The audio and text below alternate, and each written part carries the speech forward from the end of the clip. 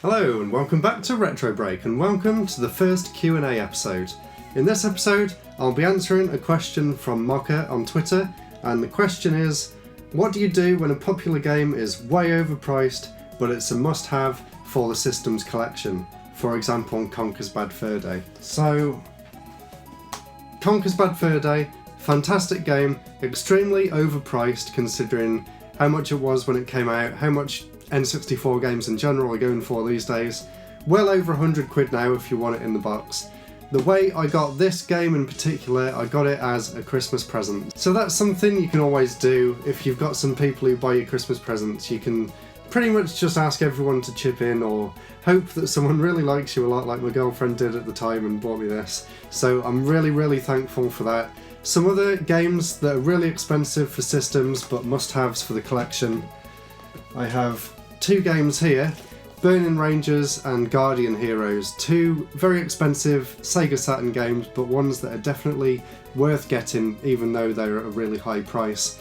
So Guardian Heroes, I actually got this one from a friend at work. So if you saw my last video, the game collection guide video, one of the things I said was don't forget to ask people, ask your friends, ask people at work if they've got any games for sale or games that they want to get rid of. So Guardian Heroes was one of them, and he also had a few other Sega Saturn games and he gave me a fantastic deal on all of them, so that's how I managed to get this one. So I'd really recommend asking any friends or family if they've got any games lying about, because fingers crossed you might get lucky. And with Burning Rangers here, another amazing game for the Saturn, another very expensive game but one that's highly sought after.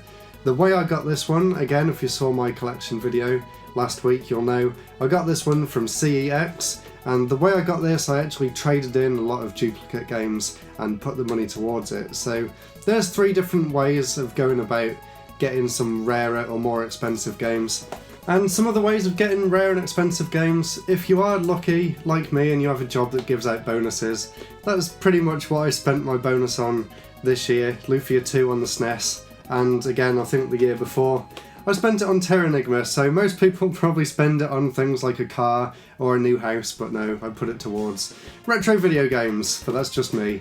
So there's a few ways of getting some more expensive games for the collection that are really worth getting considering their high price. So I hope that answered your question. I know there isn't really an easy way of getting them for cheap, but you know, you've got to weigh up, is it worth it for you? Will you get the enjoyment out of it? Are they things that you really need? You've always got to think about that as well.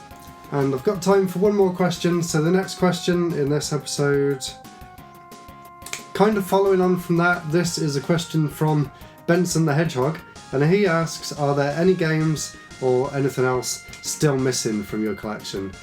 So of course, I'm never going to be happy, there's a million things that are missing from my collection. There's a few things in particular. I did a video last year at some point talking about some games that I want to get in the future. So one of the things I mentioned in that video was that I actually want to try and get all of the games made by the developer Treasure. And that kind of links in with the first question, that's why I put these two together, because I'm sure you know Treasure has some very expensive games. For example, Radiant Silvergun on the Sega Saturn. That's another game that goes for well over £100 these days, but I think it's definitely worth getting, and it's on my list of games to find. Fingers crossed I'm actually going to find it and pick it up in Japan when I go there in March. So fingers crossed for that. Another really expensive Treasure game, and I'm not sure how I'm going to be able to afford this one or justify the price of it. This one is Alien Soldier on the Mega Drive. Another really good game. I mean, I've played it, it's on Sega Collections and stuff, but I don't actually own the physical version. And some other games that are missing from my collection, I've mentioned it a few times in the past, I'm trying to get all of the games by the developer called Quintet. I'm almost there, I've got a few more games to go. I actually just picked up the Grand Stream Saga, Planet Laika, and Solo Crisis recently, and these were three of the games that I needed to complete that collection. I've got a few more that I need to get. I need to get the UK version of Robotrek. I've got the Japanese one called Slapstick, but I really need the UK version because I want to do a video about all of the games that Quintet made. And there's also a few Japanese only games. There's a Japanese only racing game on the PS2, I believe. and there's also a GBA RPG that I can't remember the name of. So I've got a few more games to collect from Quintet as well before I can finish that collection and make my video about all their game series. So that's one thing I'm really looking to get in my collection.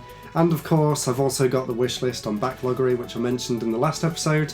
So yeah, there's a lot that I still want, and I don't think I'll ever be fully satisfied with everything. I mean, I'm also trying to get a complete set of UK released Game Boy games as well, so who knows when that's going to happen. But yeah, I think I'm going to run out of space before I run out of games that I want to collect.